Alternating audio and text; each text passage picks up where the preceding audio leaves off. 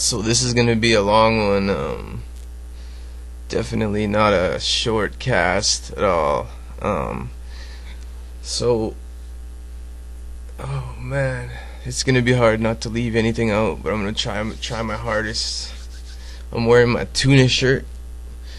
Seems to bring me good luck.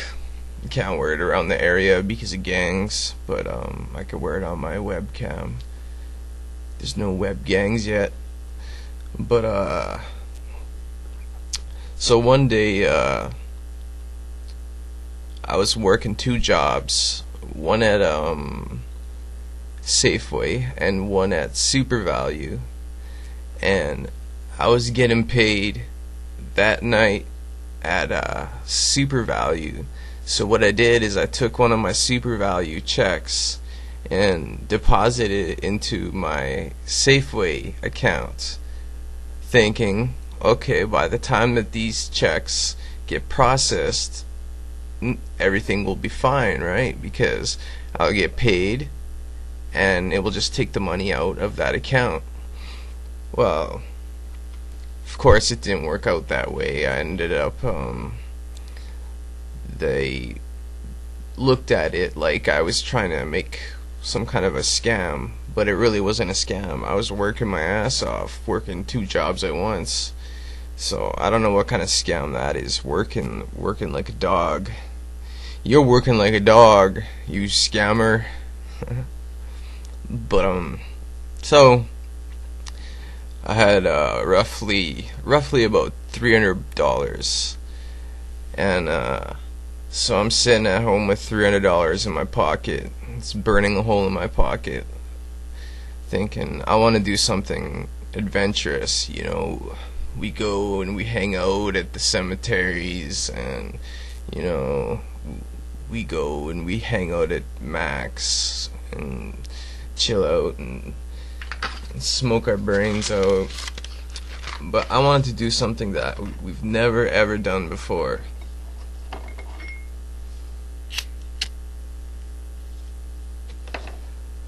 Yeah, when I was little, just a little tiny lad, my parents would take me traveling with my other two brothers, but I don't remember any of it because I was too young at the time. So in reality, I feel like I haven't traveled anywhere. So I decided I'm gonna go traveling somewhere. I got a car, I got $300 for gas, you know, maybe $250 $50 for food, and I need a friend to come along and enjoy the experience with me. So I phoned up my buddy Max, and I said, you know, we're going to Minneapolis, get ready, I'll be at your house in 10 minutes, so start packing. And he's like, for real? Minneapolis? I don't know, man, I don't know. I'm like, yeah, we gotta go, okay, bye. Click. So he phones me back about 3 minutes later. He's finished packing and all that stuff, but again he's like, I think it's a bad idea, you know, maybe we should like wait a while, plan ahead. And I'm like, fuck that, plan ahead, come on, man, I got the ride, I got some money, let's go do this. So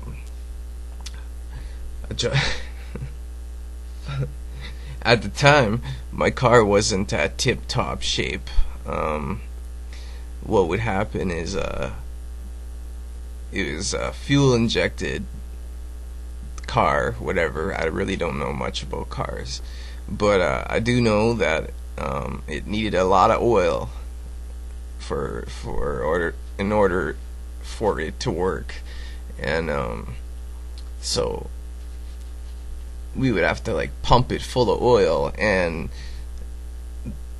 just smoke would just pour out of the back exhaust. So it was like wasting money on oil, but I didn't care. And also, when it was in the cold, it would take approximately, you know, an hour for it to warm up before it could drive a proper speed. If you just got in it and and turned on the ignition and started driving, you would only be able to go like 30 kilometers an hour. This is really funny. And at the time I was working, sometimes I would wake up late and I didn't have time to warm up my car, so I would basically be heading to work in this car going 30, 40 kilometers an hour to work. It was, yeah, it was embarrassing sometimes. Sometimes people would just point at me and laugh. Ah, look at you in the slow car. So I pick up Max. The car's running pretty well, and we start to head for the American border. Me and Max going to America. So we're traveling along. Every once in a while the car would jitter and shake, but that didn't really matter. Nothing was gonna stop me. I was going to Minneapolis. That was the journey, and destination was Minneapolis, and then back home. There's nothing that was gonna get in my way. So kept driving, and by the time we got to the border, the American border, it was actually closed. I never even thought that borders closed, but it was closed, and we were the only ones there. It was winter time. It was freezing, so we sat in the car, listened to rap tapes that I brought with me. I basically just threw all my rap tapes in a bag and threw them in the back seat, so it was like a surprise every time.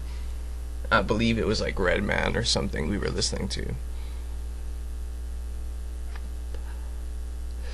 So the border's closed, we're sitting there, listening to Redman, and Max is already kind of like, he wants to bail out. He's like, oh, maybe we should just go home. I'm like, go home? We're at the border, man. Come on. Only like, couple thousand miles to go. So he says he's got to take a piss. So I start backing up my car. I can't see anything because it's winter.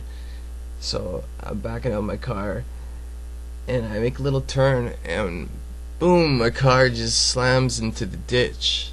I'm like, fuck, no, fuck.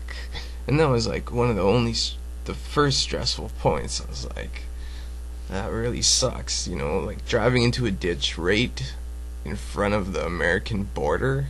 Like, they're gonna see us and think we're some crackheads or something. So Max takes his piss, and we push and we push, and I'll tell you, that was one of the hardest times I've ever pushed a car to get out of a ditch. I don't know what it was, how steep the ditch was or something, but it was hard. But we finally got out of there, and by the time that we got out of the ditch, the border was open. They didn't see anything.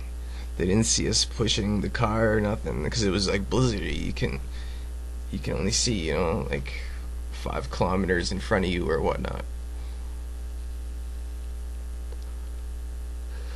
So you think two kids that are like, 19, driving to Minneapolis for a day, you think that they would search the car or something, but they just took our licenses and looked at them, and they said, alright guys, why are you going to Minneapolis? And we said, well, just for a trip, just to experience, going to America, come back home, something to do on the weekend. And I said, alright.